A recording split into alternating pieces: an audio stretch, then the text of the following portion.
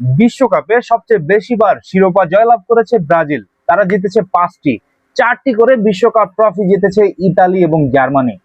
তৃতীয় অবস্থানে থাকা আর্জেন্টিনা জিতেছে 3টি বিশ্বকাপ ট্রফি। কিন্তু আপনি কি জানেন সবচেয়ে বেশি দিন বিশ্ব চ্যাম্পিয়নের তকমা লাগিয়ে ঘুরে বেড়ানো দেশটির নাম কি? 5বার বিশ্ব চ্যাম্পিয়ন হওয়ার পরেও সবচেয়ে বেশি দিন চ্যাম্পিয়নের তকমা লাগিয়ে ঘুরতে পারেনি ব্রাজিল। এই রেকর্ডটি বরাবরই ইতালির পক্ষে। বিশ্বকাপের দ্বিতীয় আসরে 1934 সালের 10 জুন নিজেদের ঘরের মাঠে চ্যাম্পিয়ন হয়েছিল ইতালি। এরপর 1938 সালে ফ্রান্সে যখন বিশ্বকাপের তৃতীয় আসর চলে, সেবারও চ্যাম্পিয়ন হওয়ার গৌরব লাভ করে ইতালি। এরপর 1942 এবং 1946 সালে দ্বিতীয় বিশ্বযুদ্ধের কারণে বিশ্বকাপের আসর হয়নি। পরবর্তী আসর হয় ব্রাজিলে 1950 সালে।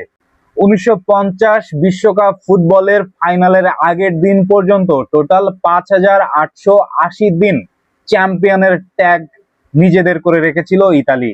1934 সাল থেকে 1950 সালের ফাইনাল পর্যন্ত দীর্ঘদিন প্রায় 16 বছর এই বিশ্ব চ্যাম্পিয়নের ট্যাগ নিজেদের করে রেখেছিল ইতালি। আপনি তো জানলেন সবচেয়ে বেশি দিন এক টানা বিশ্ব চ্যাম্পিয়নের রেকর্ডটি কার দখলে, কিন্তু আপনি কি জানেন সবচেয়ে কম দিন বিশ্ব চ্যাম্পিয়নের রেকর্ডটি কার?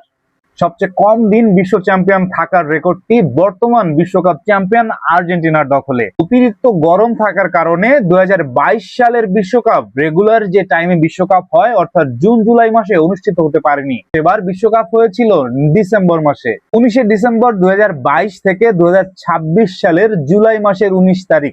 বিশ্বকাপের চ্যাম্পিয়ন হওয়াটা খুব বেশি দিন ছিল না আর্জেন্টিনার।